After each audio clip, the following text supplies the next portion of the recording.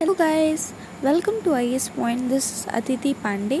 आज हम लोग पढ़ने वाले हैं हमारा चैप्टर 9 शासक और इतिवृत्त। इसके अंतर्गत मुग़ल दरबार में 16 और 17वीं शताब्दी के अंतर्गत क्या क्या हुआ था हम ये जानेंगे, और इसमें हम ये भी डिस्कस करेंगे कि इस पे क्वेश्चन किस बेसिस पे आ सकता है। तो चलिए स्टार्ट करते हैं। सबसे पहले हम पढ़ेंगे मुग़ल शासक और उनका साम्राज्य। मुग़ल नाम मंगोल से उत्पन्न हुआ था। यद्यपि आज यह नाम एक साम्राज्य की भव्यता का एहसास कराता है, लेकिन राजवंश के शासकों ने स्वयं के लिए यह नाम नहीं चुना था। उन्होंने अपने को तैमूरी कहा था क्योंकि पितृपक्ष से वह तुर्की शासक तैमूर के वंशज थे। पहला मुग़ल शासक बाबर मातृपक्ष से चंगेज़ खान का संबंधी था। वह तुर्की बोलता था और उसने मंगोलों को उपहास करते हुए उन्हें बर्बर गिरोह के रूप में उल्लिखित किया था। 16वीं शताब्दी के दौरान यूरोपियों ने परिवार की शाखा के भारतीय शासकों का वर्णन करने के लिए मुग़ल शब्द का प्रयोग किया। 16वीं शताब्दी से ही इस शब्द का निरंतर प्रयोग होता रहा है, वहाँ तक कि रडयार्ड किपलिंग की जंगल बुक के युवा नायक मोगली का नाम भी इसी से उत्पन्न हुआ है। तो ये क्वेश्चन आपसे पूछा जा सकता है कभी एमसीक्यू में कि जंगल बुक के मोगली का नाम कहाँ से उत्पन्न हुआ है, तो 16वीं शताब्दी के दौरान ही उत्पन्न हुआ है। आगे चलते हैं। मुग़लों व स्थानीय सरदारों के बीच राजनीतिक मैत्रियों के जरिए तथा विजयों के जरिए भारत के विविध क्षेत्रीय राज्यों को मिलाकर साम्राज्य की रचना की गई। साम्राज्य के संस्थापक ज़हीरुद्दीन बाबर को उसके मध्य एशियाई स्वदेश फरगाना से प्रतिद्वंदी उज़्बेकों ने भगा दिया। उससे सबसे पहले स्वयं को काबुल में स्थापित किया, फिर धीरे धीरे अपने दल की आवश्यकताओं को पूरी करने के लिए क्षेत्रों व संसाधनों की खोज में अन्य उपमहाद्वीप में आगे की ओर बढ़ने लगा। फिर धीरे धीरे 1555 में हुमायूं ने सुरों की पराजित कर दिया, क्योंकि एक वर्ष बाद ही उसकी मृत्यु हो गई। कई लोग जलालुद्दीन अकबर को मुग़ल बादशाहों में महानतम मानते हैं, क्योंकि उसने न केवल अपने साम्राज्य का विस्तार किया, बल्कि अपने समय का विशालतम, दृढ़तम और सबसे समृद्ध राज्य बनाकर भी सुदृढ़ किया था। यदि कोई राज्य बहुत ज़्यादा अच्छे से कह सकते हैं कि डेवलप हो जाए, तो हम कहते हैं ना कि उसका राजा, उसका शासक बहुत अच्छा होगा, तो ही तो राज्य डेवलप हुआ है ना। आगे चलते हैं। इतिवृत्तों की रचना। मुग़ल बादशाहों द्वारा तैयार करवाए गए इतिवृत्त साम्राज्य और उसके दरबार के अध्ययन के काफ़ी महत्वपूर्ण स्रोत हैं। ये इतिवृत्त साम्राज्य के अंतर्गत आने वाली सभी लोगों के लिए एक प्रबुद्ध राज्य के दर्शन की परियोजना के उद्देश्य से लिखे गए। यदि कोई बाहरी व्यक्ति आता है और वो हमारे यहाँ घूमना चाहता है, तो वो क्या करता है, गूगल मैप्स लेता है, क्योंकि उससे पता चल जाएगा कि हाँ वो कहाँ जा रहा है और उसे कहाँ जाना है। लेकिन कभी कभार गूगल मैप नहीं काम करता है। जैसे कि अगर आप कभी जंगल में भटक जाएं, तो वहाँ गूगल मैप तो अचानक से बंद हो जाएगा ना, क्योंकि नेटवर्क तो होता नहीं है, तो फिर आप आगे नहीं बढ़ पाएंगे। तो आई थिंक इसका कोई ऑफलाइन एक कह सकते हैं कि एग्ज़ाम्पल और इसका ऑफलाइन के रूप में भी होना चाहिए। तो उसी प्रकार से ये लोग जब यहाँ आते थे तो वहाँ काफ़ी सारी पुस्तकें लिखी जाती थी, जिससे यहाँ के बारे में सब कुछ पता चल जाए।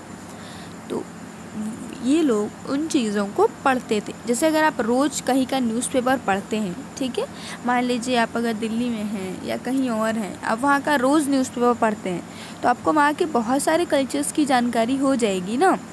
जैसे कि अगर गुड़ी पड़वा मनाया जा रहा है, तो अब यूपी के पेपर में तो ये नहीं छपेगा, मतलब उस वृहद स्तर पे नहीं छपेगा, ठीक है। यूपी के पेपर में आपको क्या मिलेगा, अगर वाराणसी में आप हैं तो रथ यात्रा का त्यौहार होता है तो वो काफ़ी अच्छे से भव्यता के साथ एकदम फ्रंट पेज पे लिख कर आएगा कि आज के दिन ये कार्य होंगे। और यदि काशी विश्वनाथ से रिलेटेड कोई कार्य है, जैसे बाबा की बारात है, महाशिवरात्रि है, कांवड़ियों का आना है, तो ये सारी चीज़ें काफ़ी अच्छे से मेंशन की जाएंगी। लेकिन गुड़ी पड़वा, पोंगल, इन सब चीज़ों पे तो मेंशन नहीं किया जाएगा। तो आपको यहाँ के कल्चर के बारे में यहाँ का पेपर पढ़ के मिल जाएंगी जानकारियाँ। टर्की से फ़ारसी की ओर मुग़ल दरबारी इतिहास फ़ारसी में लिखे गए थे। दिल्ली के सुल्तानों के काल में उत्तर भारतीय भाषाओं जैसे विशेषकर हिंदवी और इसकी क्षेत्रीय भिन्नता के साथ फ़ारसी दरबार और साहित्यिक रचनाओं की भाषा के रूप में खूब पुष्पित और पल्लवित हुई, चूँकि मुग़ल चगताई मूल के थे। आगे चलते, अतः टर्की उनकी मातृभाषा थी। इससे पहले शासक बाबर ने कविताएं इसी भाषा में लिखी थी। लिखित भाषा की उड़ान यह विगत युगों की बुद्धिमत्ता को मूर्त रूप दे सकता है और इस तरह वह बौद्धिक प्रगति का साधन भी बन सकता है। अब बौद्धिक प्रगति क्या है?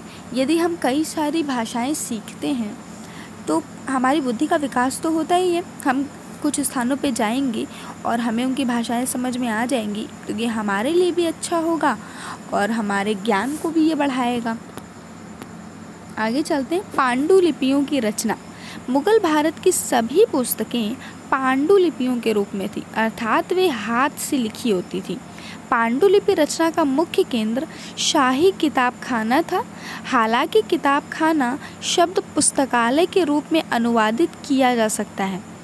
यह दरअसल एक लिपि घर था, अर्थात ऐसी जगह जहां बादशाह की पांडुलिपियों का संग्रह रखा जाता था। ठीक है।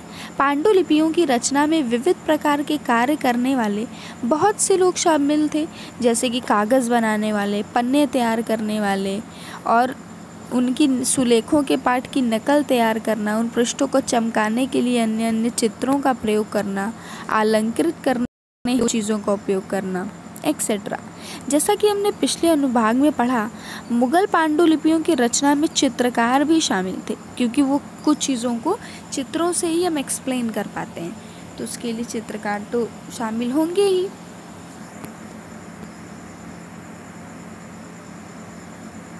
आगे चलते हैं। आप देख सकते हैं इस तरह के चित्र बनाए जाते थे, कितना ये ब्यूटीफुल लग रहा है ना। सॉरी, ये मुग़ल किताब खाना है और ये कितना अच्छा है।